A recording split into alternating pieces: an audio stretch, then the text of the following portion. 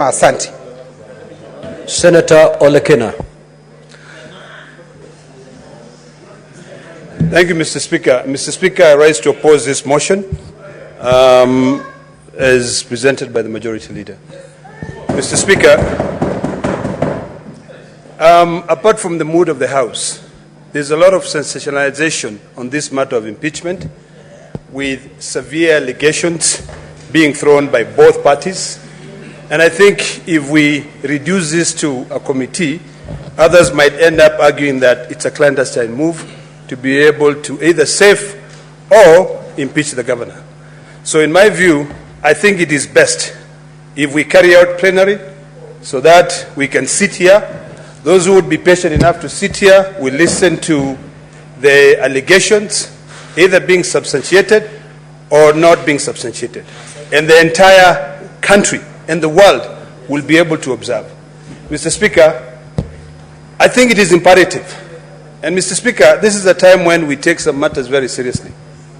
Personally, I have received almost 300 shillings in 1 shilling, 1 shilling, 1 shilling, being greeted by people of Meru.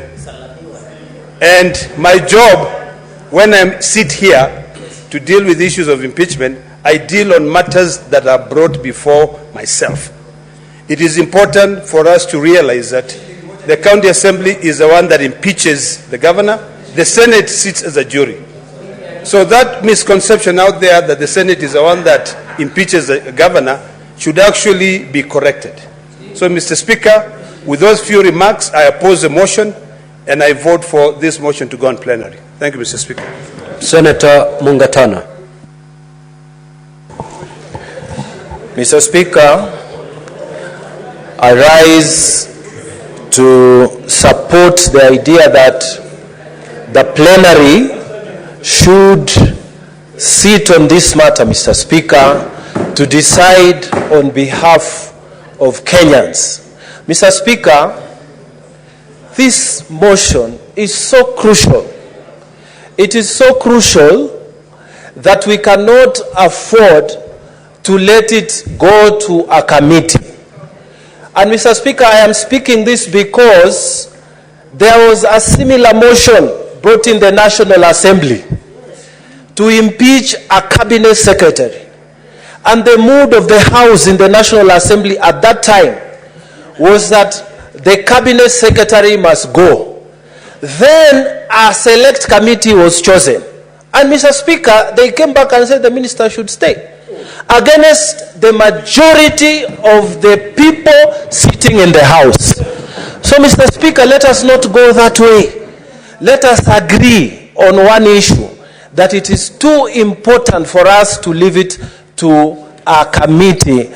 Let us go the plenary way, Mr. Speaker. Mr. Speaker, I want to emphasize one thing.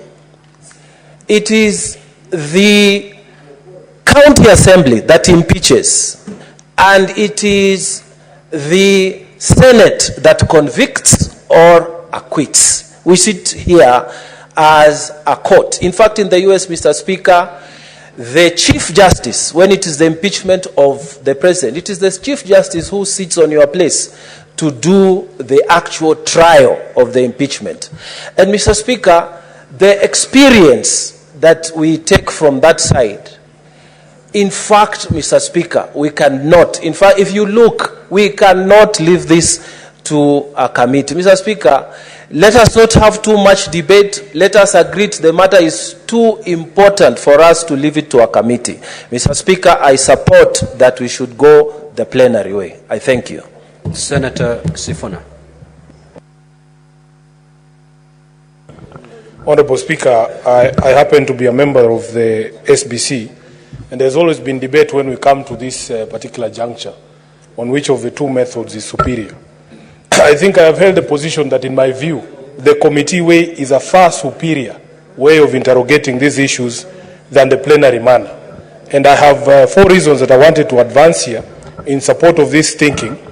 First of all, Mr. Speaker, the Senate is on recess, and I know that people had committed to do other things. It is not fair to drag the entire Senate to sit here just to listen to these allegations. Secondly, Honorable Speaker, many of the people who are shouting plenary here We have been with them through these processes before. You will be sitting there, and there will be 3 people in this chamber. Many of them do not even sit through those proceedings, as much as they want to make noise this particular moment and say they want plenary. Thirdly, Honorable Speaker, we saw some... Senator Sifuna, your colleagues certainly cannot be said to be making noise. You can hear them shouting, Honorable Speaker. What do you mean? I am referring to their contribution. It cannot be termed as noise. Let me proceed, Honorable Speaker. I want to address the question of interrogation and the cross-examination of witnesses. This frustration is a frustration that members shared last time when we went the plenary way. And because I have experienced both of those methods, it is my humble view that it is easier, it is better, there is greater opportunity to cross-examine witnesses and to ask questions, supplementary questions, when you go the committee way.